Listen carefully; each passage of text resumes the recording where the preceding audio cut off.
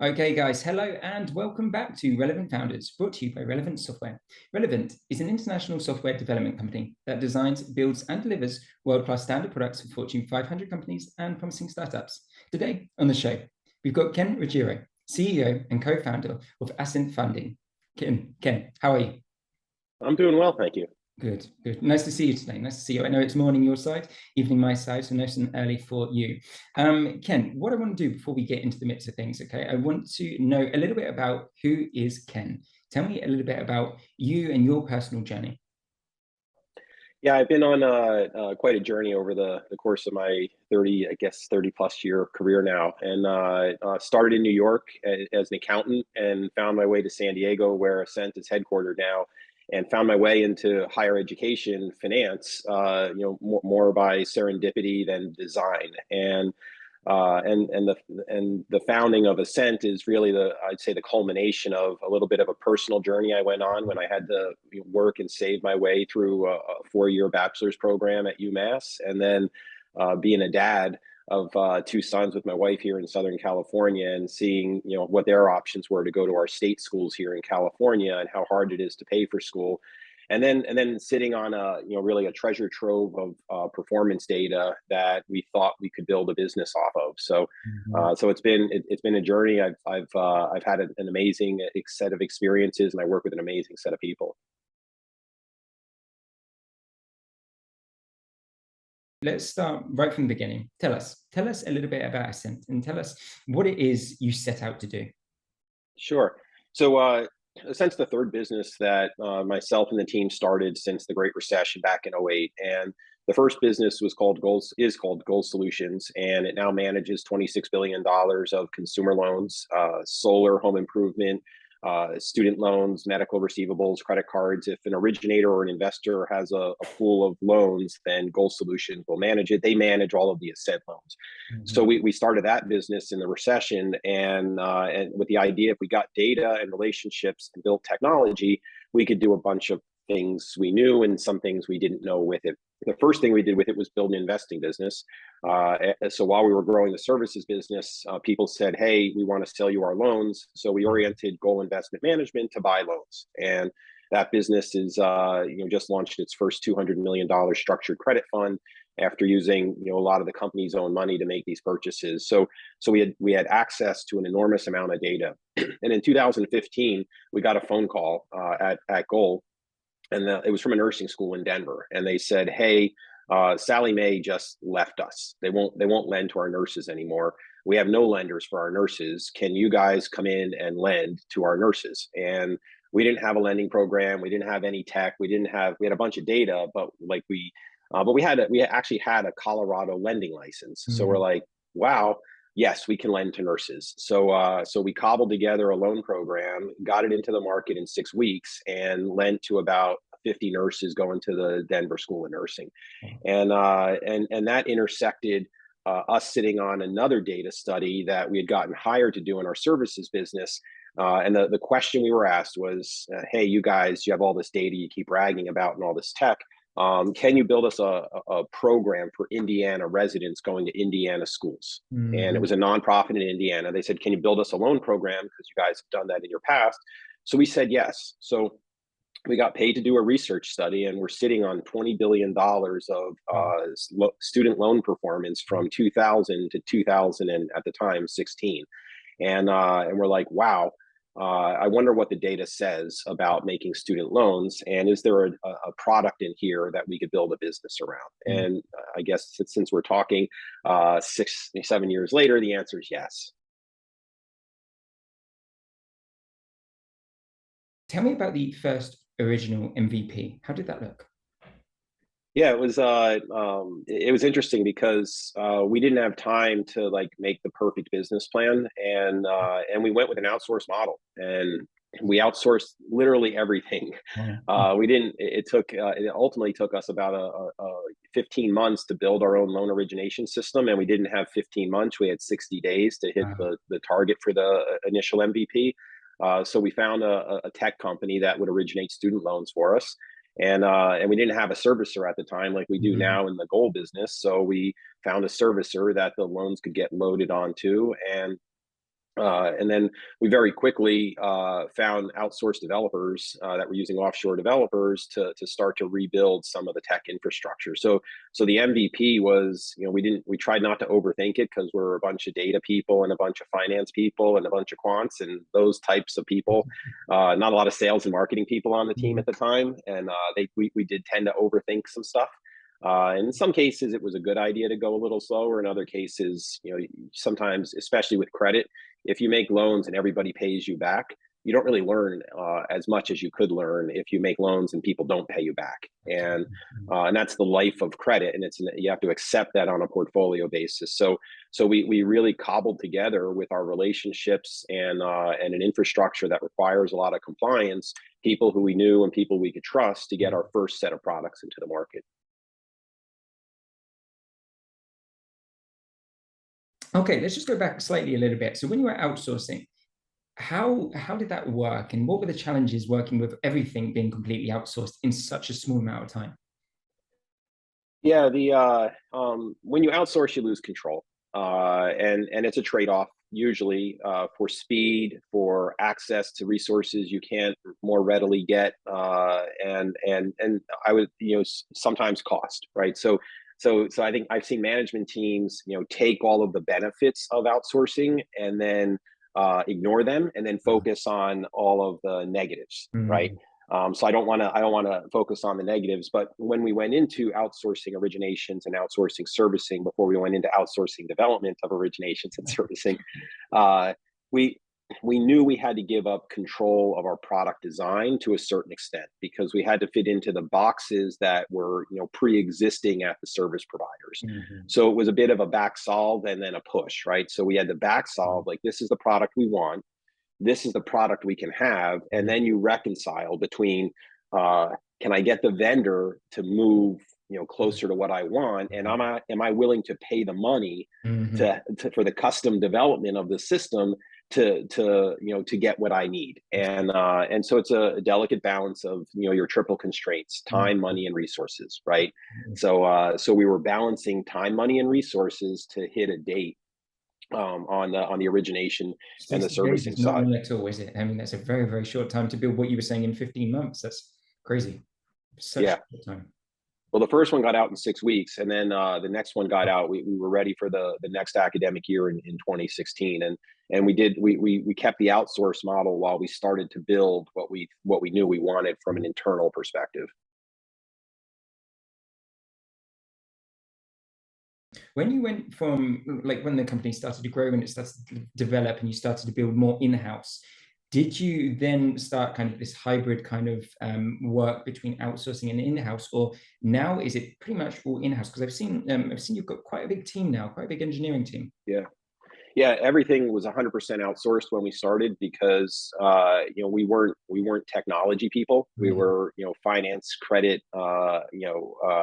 very, very quantitative analysis, and we didn't have a CTO at the time. So we basically found an outsourced CTO model and had the outsourced CTO bring in the first origination system that we built was built with a contract manufacturer, a contract developer who had a guy in San Diego and had all offshore resources from a software development perspective, and had a team of about 6 or 7 people that included some project management and quality people building our first origination system. We've since insourced all of that. So on our origination system, all of that is done onshore. We've got another set of systems that are all offshore. So we've got both models now running in our 125 person company. And how does that work for you, the hybrid model? How is that working out? At the beginning, obviously, we were saying about there are negatives if it's completely one way and you're throwing it to them and you're saying, please make this. In a hybrid, how is it working for you? Are you able to find that middle line where it's working perfectly, or is it still sometimes there's difficulties? Yeah, we're all of 4 months into the hybrid model. We've been 100. We were 100% outsourced offshore. Then we were 100%, and I don't know if you find this normal with your some of your CEOs and startups. Then we went 100% onshore, And then the pandemic hit, and we couldn't hire people in San Diego at any kind of a reasonable rate, rate defined as time and money, right? So we were struggling. So even our our onshore resources aren't all located in San Diego. We have developers in Arizona, in LA, in I think we've got one in Kansas now, one in Wisconsin. So we started just saying, hey, we just need to hire people who want to go on this journey with us, regardless of where they are, because we're really not even, our developers really don't even want to go in the downtown San Diego office, even though some of them could walk there. They just like working from home now. So we just leaned into that. So about 4 months ago, we did an acqui-hire of a ed tech firm. And the CTO that I brought over in that transaction has been working with developers in Belgrade for the last 5-6 years. So we've got about a dozen developers in Belgrade right now working on our student success systems and one of our web properties that we've acquired. Nice. When you were looking for your CTO, obviously big challenge, especially in the market right now, very saturated, as I say, pretty much every time I'm doing these conversations with people, but it's so saturated. How did you find yours, and what were your requirements in a world where it's so difficult to find not just a company fit, but one that fits all the boxes, basically? Yeah, I think I definitely let the gods of fate, steer me to that answer in part, because at Ascent we realized that you needed more than just money to succeed. If you lacked financial resources and family or community support resources. So in December of last year, we launched our student success platform, and the Ascent Connect platform helps students with self-care, with job preparation, with academic health, and with financial wellness. So we've got 4 areas that we have both assessments and tools for students to use, and then those students can escalate through multi-channel means, whether it's email, text, chat, or video, to on-staff coaches, career coaches, and financial aid coaches who are designed to help students with their struggles. So we've married student support to student finance. We're the only ones in the country to do that. When we started that journey down that ed tech platform, we found a company that had these types of tools, and at that company was the CTO. So we had initially licensed that platform from a very small ed tech company, and then we hired the people who had built that platform into the company. And ultimately contracted back with that company to do what's called a leased employee relationship. So those developers in Belgrade, we're leasing them through a third party, but we interview them all. We have them on our monthly all hands meetings. We treat them like they're employees of the company, even though they're clearly the legal employees of a third party.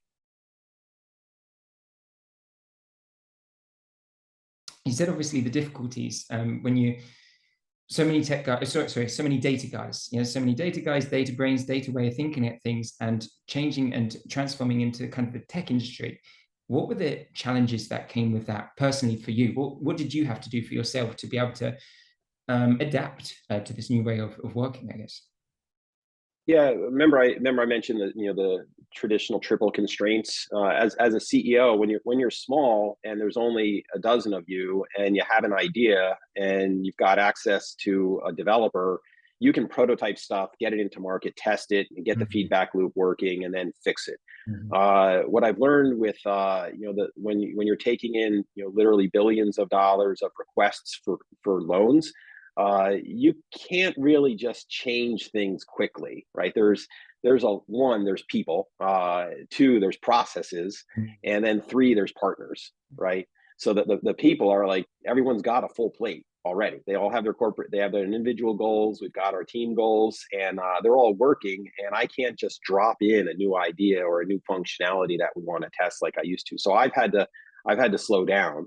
And recognize that the echo that used to just go to like kind of one person and back now echoes my ideas that I want to have someone test or work on echo into 2 and then 4 and then 6 different sets of people, if not groups of people. So I've had to recalibrate my definition of speed, and That's been hard. Just to be clear, I liked when we were just 20 people and we could change, wake up one day and say let's change the GPA requirement, and then tomorrow the GPA requirement was changed, and now there's a process we have to go through. We have to get sign off from our partners. We've got hundreds of marketing partners, so you've got to populate your changes through hundreds of your marketing partners. So I think that's the biggest frustration, but also the biggest maturity point for an organization is you sacrifice speed once you start to get to certain levels of scale. What are you sitting at now? Numbers for how many staff have you got now working for you?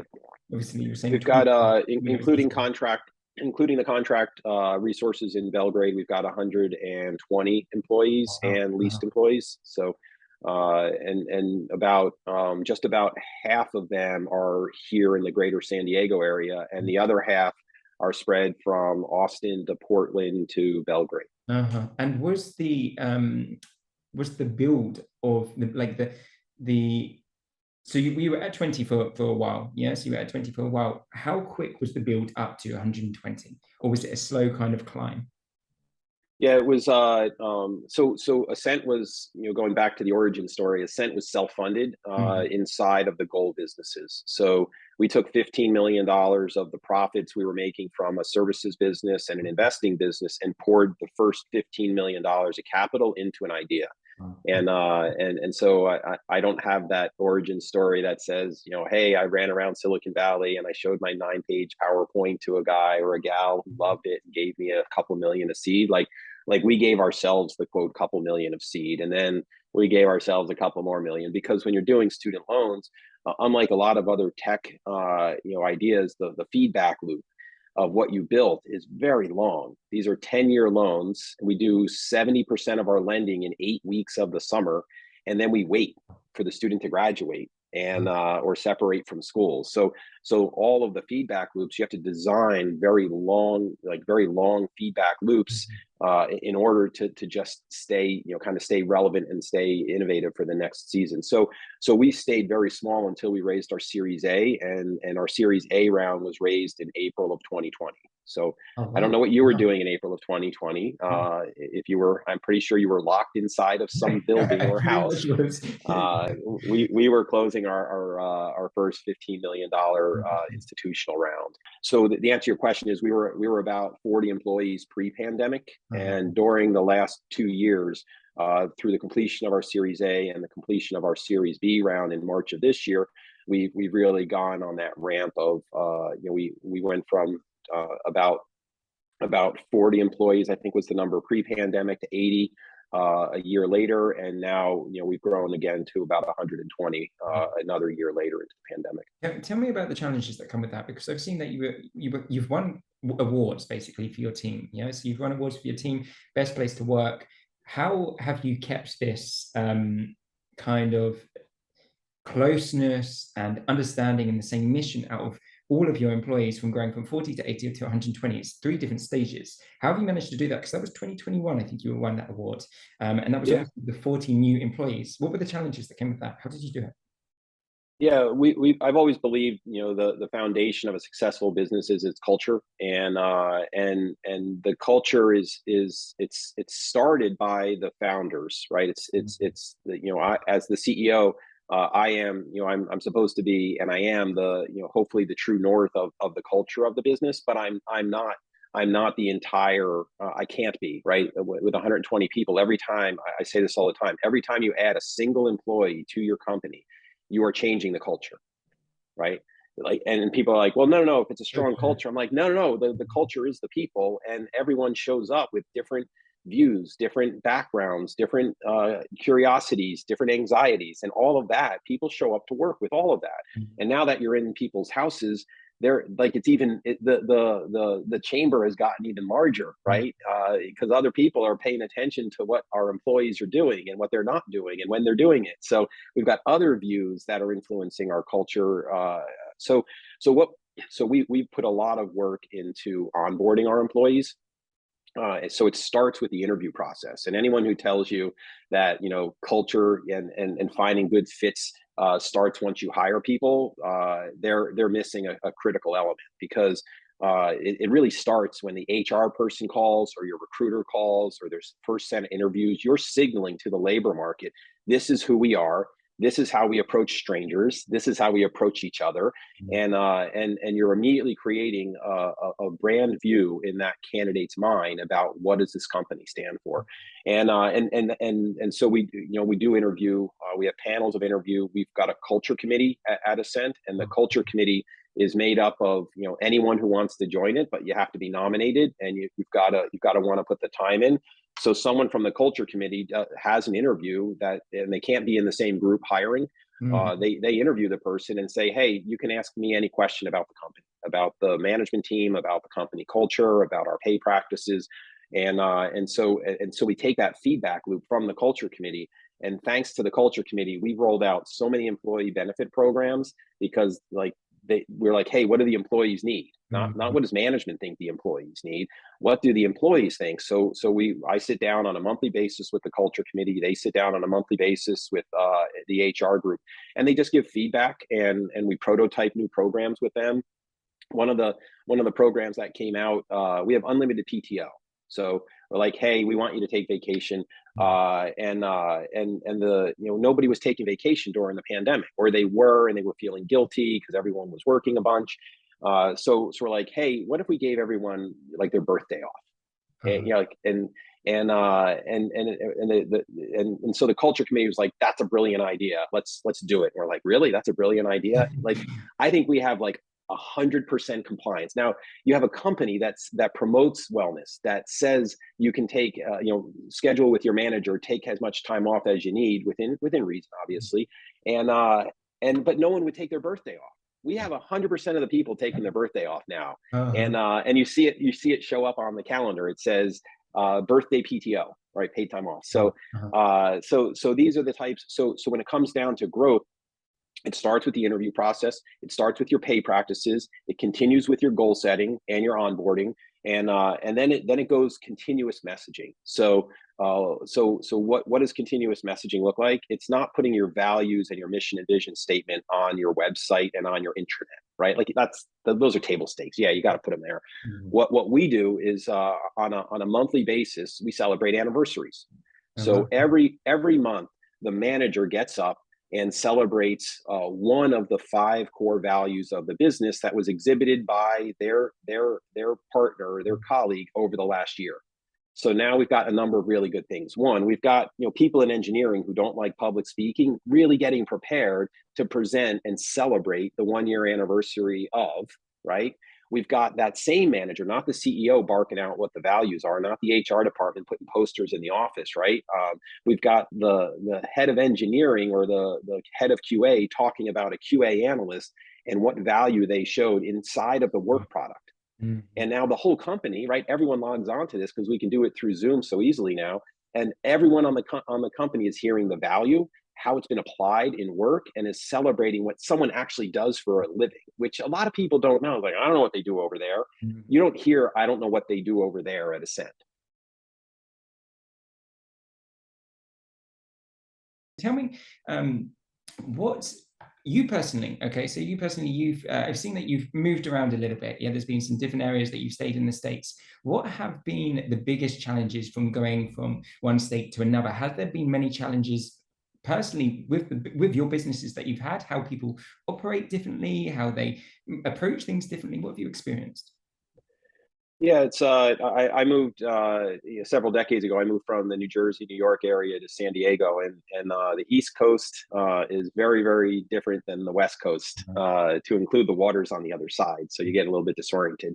But no, I mean the economy, the political landscape, the weather, these are all things that influence people. All these externalities that positively and sometimes negatively influence people.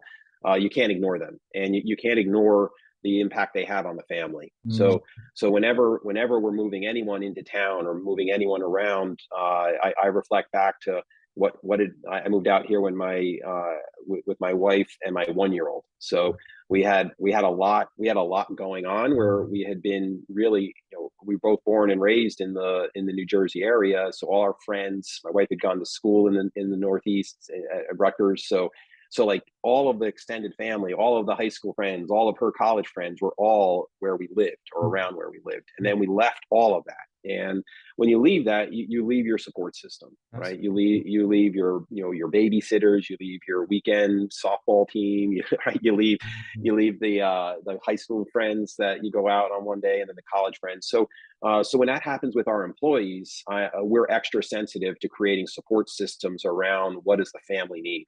And sometimes that includes, is the partner working, and what can we. How it happens so much anymore, though, because of everyone working remotely. Yeah, so I guess it's quite a rare thing to happen now. Yeah, I think, I mean, we're still experiencing it. We're recruiting. We're recruiting in one of our other businesses.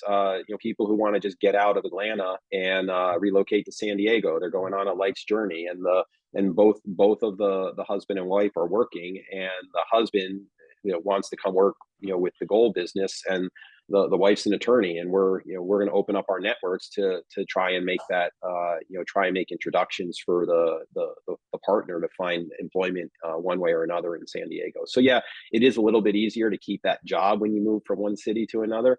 But what to quote this individual, like they want to go into an office, and they want to be around people, and they are young, and they are creating their social and professional networks. And I think it's sometimes lost on some employers that, whether they're trying to channel their 22-year-old version of themselves, or whether they're channeling their 52-year-old, version of their leadership style.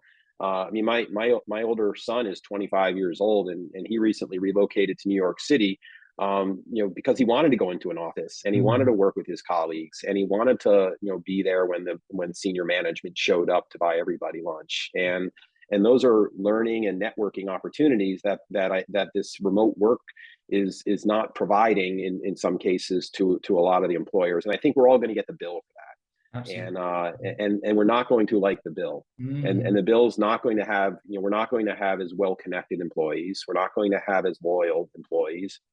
And that doesn't mean you rush everybody back to the office, but it does mean that you definitely proactively figure out ways to congregate.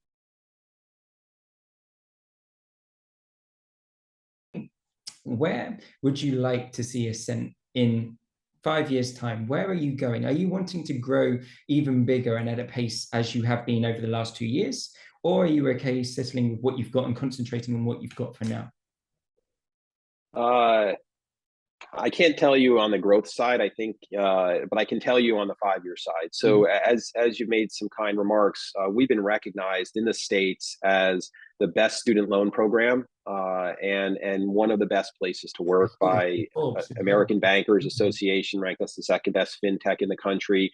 In San Diego, we've been ranked consistently one of the best places to work through independent surveying. So 6 years was, can we create the best student loan program available to the most schools and the most students, and I'm excited that the answer, I mean, we still got a lot of work to do, but the answer is yes, as rated by NerdWallet, US News, Money Magazine, Forbes. So the product is working. We're the only lender at scale lending to DACA students, Dreamer students without a cosigner going to 4-year schools or coding boot camps. Leading lender in the adult learner space. We work with over 150 schools that are training people to get jobs and earn a living wage and better. And we cover a lot of other skills training programs. In 5 years, we don't want to be known as the best student loan company. We want to be known as the best student success company.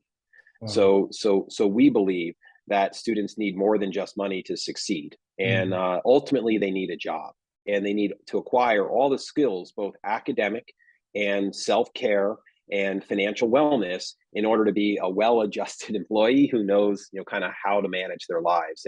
And so we've, unlike some of our competitors who focus on the parents, or the 28-year-old grad student who's got a good job and an MBA and whatnot, we're focused on the 18 to 28-year-olds, because it's a very formative stage that we think the relationship that we're creating, sometimes we're the first time this student has ever borrowed money.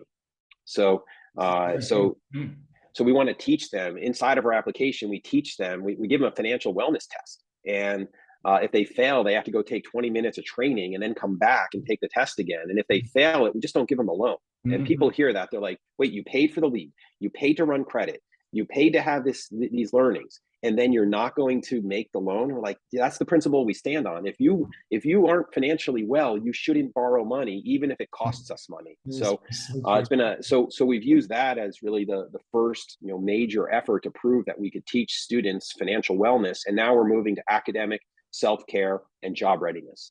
So what we want in 5 years are employers to be calling us and saying, hey, the people who work with Ascent are really, really well-balanced young adults. Who else are you working with? Like we would like to get access to market to your graduates, and then I'll know we've made it. So how big are we at that point? I think we're going to keep growing. Hey guys, it's me again. If you enjoyed this episode of the show, be sure to press the thumbs up button below. And also, whilst you're there, hit subscribe. Otherwise, you could miss out on all of our interesting content we've got coming your way in the near future. Okay, guys, take care and see you soon.